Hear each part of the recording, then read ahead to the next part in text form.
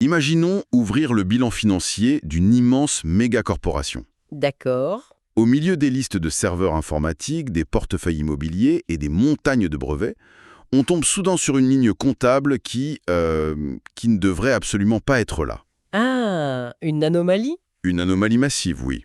Pas le salaire d'un employé, pas un contrat de prestation classique, mais l'identité entière d'un homme. Un humain pesant plus de 4 milliards de dollars.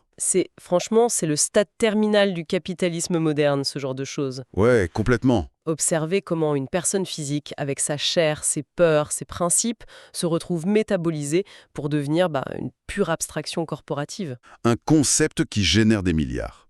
Et c'est exactement le cœur de notre exploration aujourd'hui. Tout à fait. Cette analyse s'appuie sur une enquête vraiment massive publiée par Block News en avril 2026 qui s'intitule « L'absorption de John Madden ». Un titre très évocateur d'ailleurs. Très. Et pour bien cerner le phénomène, on a croisé ce texte avec des données financières historiques et pas mal d'archives de l'industrie du jeu vidéo. Oui, c'était nécessaire pour avoir la vue d'ensemble. L'objectif ici, c'est vraiment de décortiquer comment un entraîneur de football américain, un gars connu pour sa peur panique des avions, il faut le rappeler, a pu devenir l'une des propriétés intellectuelles les plus rentables de l'histoire du divertissement. C'est pas juste une histoire de sport ou de pixels en fait.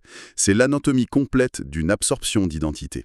Et le plus ironique dans cette enquête, c'est de voir que c'est l'intransigeance totale d'un seul individu qui a d'abord forcé une industrie balbutiante à se dépasser. Avant que cette même industrie ne se retourne pour verrouiller tout son modèle économique. Exactement. Les répercussions de cette histoire dépassent très largement le cadre de la console de salon. Bon, alors décortiquons un peu tout ça.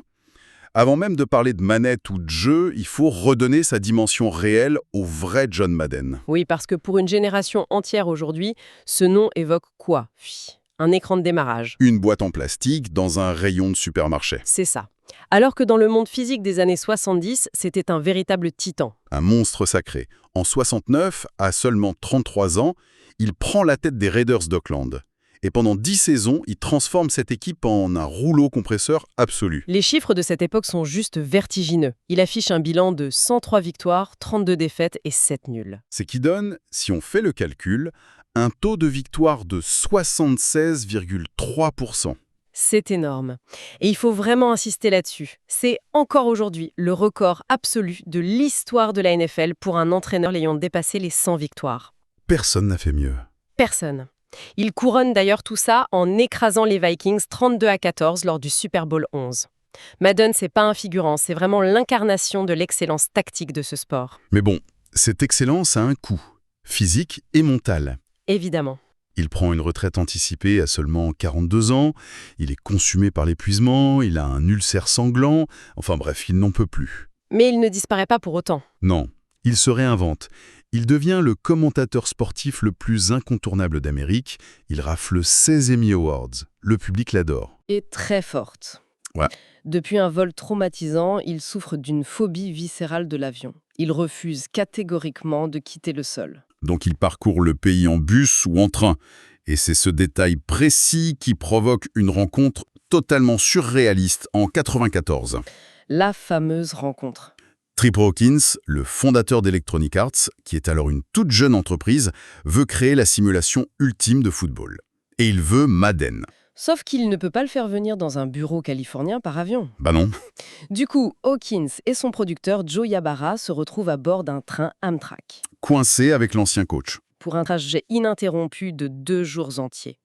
L'enfer pour des mecs de la tech, non. Surtout que ce trajet ferroviaire va devenir le point de bascule de notre histoire. Hawkins essaie de lui vendre le potentiel d'un jeu vidéo.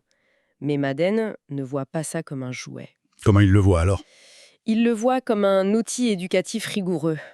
Un moyen d'enseigner les schémas tactiques complexes du football au grand public. Et là, il pose un ultimatum glacial. Aïe, lequel ? Le jeu devra afficher 11 joueurs par équipe sur le terrain. Pas de compromis.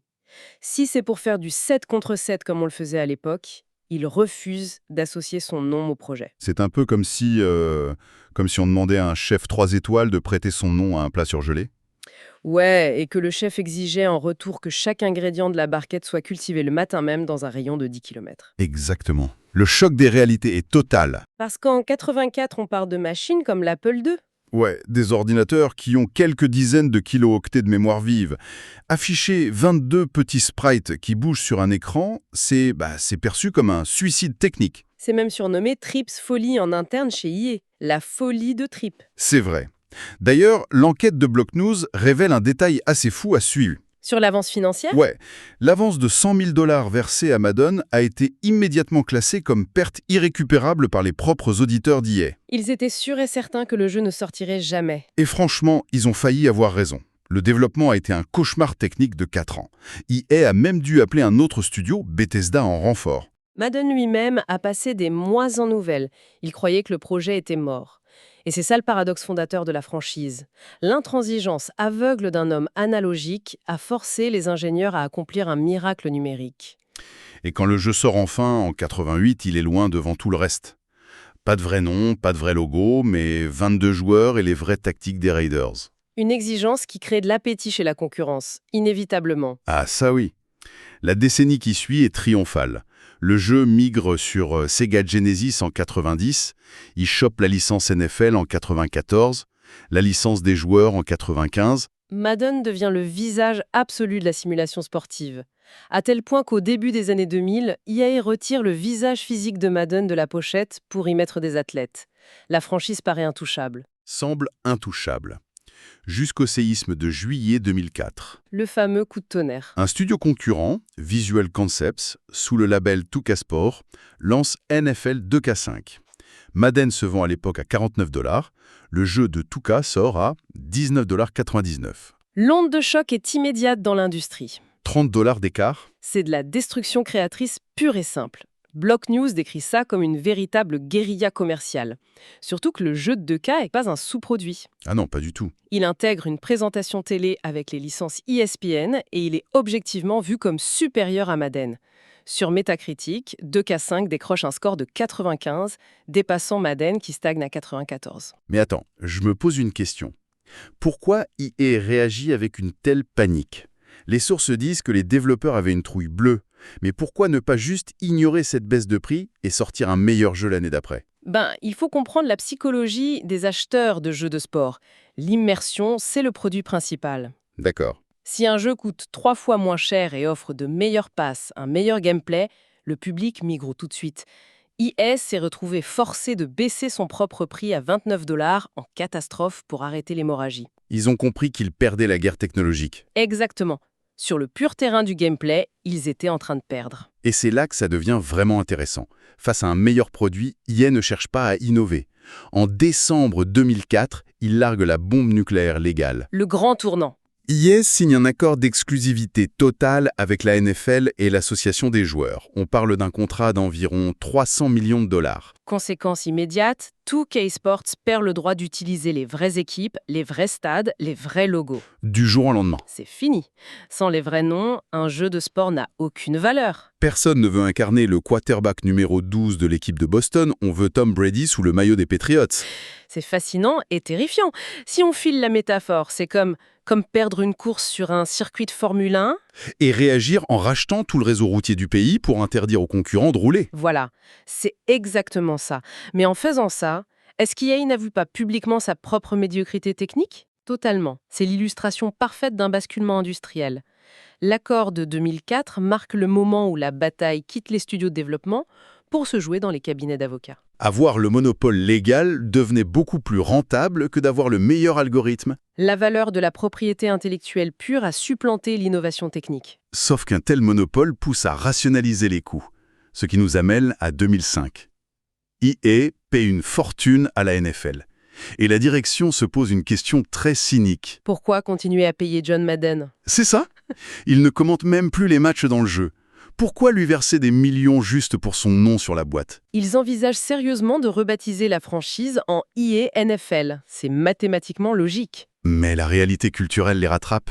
Avec cette anecdote incroyable de 2002. Ah, l'anecdote de l'hôtel de San Francisco. Elle est fondatrice. Raconte-nous un peu. En gros, un joueur pro des Eagles est dans le hall d'un hôtel luxueux. Il va à la réception et demande fiévreusement s'il y a un événement Madden organisé dans le coin. Il veut jouer aux jeux vidéo. Ok. Mais ce qu'il ignore totalement, c'est que le vrai John Madden, la personne physique, est assis dans un fauteuil à 2 mètres de lui dans ce même hall. il l'ignore complètement. Complètement. Il cherche le produit, pas l'homme. C'est surréaliste. EA réalise alors que le mot Madden s'est décollé de l'humain. C'est devenu le synonyme générique de jeu de football américain. Donc changement de stratégie radical. Au lieu de supprimer le nom, il l'avale. Il signe un chèque de 150 millions de dollars pour les droits perpétuels sur son nom et son image. Plus 2 millions de dollars de royalties par an, même pour ses héritiers. Ce contrat soulève quand même une réflexion vertigineuse sur la valeur d'un être humain. Madden a fait un braquage financier, certes, mais il a littéralement transféré la souveraineté de son identité à un conglomérat. Mais je me fais l'avocat du diable une seconde. Payer 150 millions pour l'identité d'un mec, c'est pas hyper risqué. Et s'il avait été au cœur d'un énorme scandale l'année suivante, toute la marque aurait été détruite. C'est là que réside le cynisme de l'opération. Le risque était nul. EA payait 50 millions par an à la NFL. Les 2 millions de Madden ne représentaient que 4% de ce coût total. C'est une goutte d'eau. Et grâce à l'anecdote de l'hôtel, EA savait que le public avait compartimenté. Si le vrai Madden avait fait une erreur morale, les joueurs auraient continué à acheter le jeu, car la boîte de plastique n'avait plus de lien éthique avec l'homme. La marque était devenue invulnérable. Donc monopole parcelle plus marque invulnérable. Résultat, fin 2021, plus de 150 millions de copies écoulées et 4 milliards de dollars de revenus. Et pourtant, le produit s'est pétrifié. Les sources montrent une stagnation critique depuis que 2K a disparu. C'est le destin classique. Sans prédateur, on s'ankylose. Le moteur physique recycle les vieilles animations, les améliorations sont juste cosmétiques. Surtout, toute l'énergie des développeurs a été siphonnée par un nouveau gouffre financier. Madden Ultimate Team, le fameux mode MUT. Oui, Il faut qu'on explique ça. Comment ce mode a remplacé toute l'innovation du jeu? c'est basé sur les mécanismes psychologiques de la loterie et de la collection. On invite le joueur à construire son équipe de rêve en ouvrant des paquets de cartes virtuelles. Qu'il achète avec de l'argent réel. Fortement encouragé, oui. On passe d'un modèle où EA vendait une copie à 60 $ à un modèle de rétention prédatrice où un seul joueur peut dépenser des milliers de dollars en microtransactions chaque année. L'incitation à coder une meilleure intelligence artificielle a disparu. Complètement. Il est beaucoup plus rentable de modéliser des cartes virtuelles brillantes. Et pendant ce temps, pour masquer ce vide technique, la culture populaire s'enflamme avec un folklore hallucinant. La fameuse Madden Curse. La malédiction de la couverture, oui. Dès l'an 2000, quand les vrais joueurs remplacent Madden sur la boîte, une superstition s'installe. Celui qui apparaît sur la pochette va voir sa saison imploser. On l'a vu avec Garrison Hurst qui se brise la cheville, Adrian Peterson, Antonio Brown. Ça devient tellement prévisible que des bookmakers à Vegas ouvrent des codes de paris sur les blessures du joueur en couverture. C'est complètement fou. EA a même envisagé d'en faire un film comique en 2010. C'est dire si ça prenait de la place. Pour moi, c'est comme le propriétaire d'une vieille maison dont les fondations s'effondrent. Qui, au lieu d'appeler des maçons, décide de vendre des tickets pour une visite guidée hantée. C'est exactement ça. Est-ce que cette malédiction n'a pas été le bouclier parfait pour EA? Absolument. La révélation de la couverture devenait un événement culturel majeur. Sur les chaînes de sport, on ne se demandait plus si le système de plaquage avait été corrigé, on se demandait qui allait être la prochaine victime de la malédiction. Un rideau de fumée spectaculaire. Le discours autour du produit a mangé le produit. Et cette machine a tourné génialement bien jusqu'à se heurter au seul mur impossible à racheter. La biologie humaine. Ouais, le 28 décembre 2021, John Madden décède à 85 ans. C'est un deuil national. Le président publie un communiqué. Les télés chamboulent leur grille. La perte d'un géant. Face à ça, EA orchestre un hommage avec 3 couvertures distinctes pour Madden 23. La première fois depuis plus de 20 ans qu'il réapparaît dessus. Ils font aussi un chèque de bonne conscience de 5 millions de dollars à des associations éducatives STEAM et l'UNCF. Ce qui est poétique, vu qu'il considérait le jeu comme un outil éducatif à la Vèze. Mais bon, la froideur corporative reprend vite le dessus. Le lendemain matin des funérailles, la chaîne de montage n'a pas ralenti. Madden 24, 25, 26 continuent de sortir. Et selon le contrat de 2005, les 2 millions annuels continuent d'être virés à ses héritiers. La disparition de l'homme n'a rien changé pour la propriété intellectuelle. Ça me donne le vertige, sérieusement. Aujourd'hui, des millions de jeunes allument leur console pour qui Madden n'a jamais été un humain de chair et d'os. C'est juste un bouton « Start ». C'est la mythification moderne ultime.